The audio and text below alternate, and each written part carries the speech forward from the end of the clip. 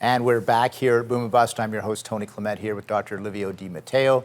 He is a professor of economy at Lakehead University in Thunder Bay, Ontario. Livio, Canada is 38th out of 38 OECD countries in long-term growth projections. What does Ontario have to do to be more productive? That's a very good question. Well, Ontario, in a sense, is part of the problem because if you look at per capita GDP growth in Ontario over the last 15 years, it's been rather low. It's been below 1%. Our per capita output has not been growing. Right. A lot of that is a function of business investment. So traditionally in Ontario, if you start going back, say, 30 years, the investment to GDP ratio in Ontario was probably about 25, 26%. It's dropped below 20% for a bit and now is barely at 20%. So what you're looking at is a lot of investment necessary, but it's not just investment in public infrastructure. I mean, that's an important part of it to make sure that there's the infrastructure there to support the private sector, but you also need more business investment. And so Ontario was hit very hard, particularly in its manufacturing sector, from about 2000 to about 2015, was hit fairly hard by the Great Recession. And been slow. So how do you reverse that that investment and provide the necessary incentives?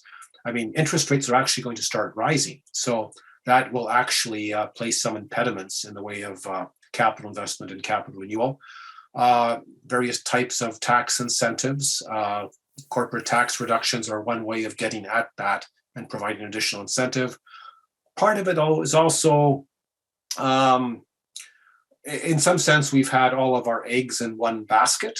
I mean, over 80% of Ontario's exports have gone traditionally to the United States. Right. And so in terms of our investment there, the United States over the last 5 years has become more protectionist.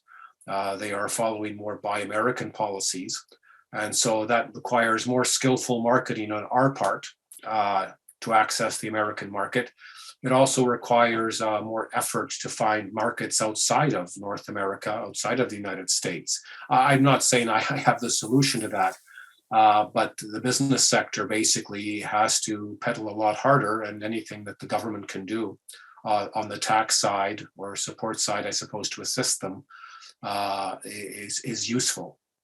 And do you think that in the last budget, again, I come back to that because it is kind of the governing document of fiscal thinking in the government.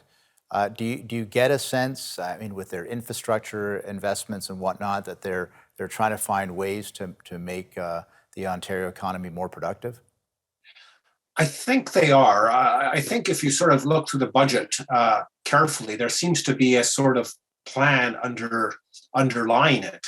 And the plan seems to be mineral resources in the north, particularly the Ring of Fire, nickel, cobalt, chromium.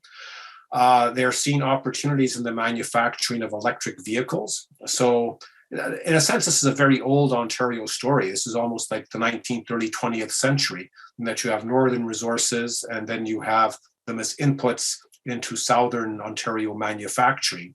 And so the building of the infrastructure to access the Ring of Fire, opening up of the minerals, and then electric vehicle production, because that is seen as the future in terms of automobiles, seems to be a deliberate strategy to try and essentially direct or steer investment into sectors that the government thinks are going to be the future.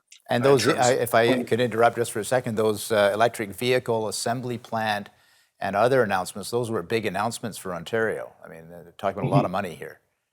That's correct. So they're certainly looking at that as the future of Ontario industry, Ontario resource development, and depending, of course, how successful that is. I mean, governments always like to try and steer investment and direct opportunity, but in the end, it'll also depend on if we can do it in a manner that's competitive with other international producers.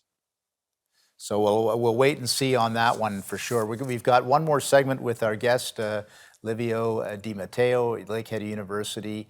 We'll be back with another series of questions. Please stay with us. We'll be right back.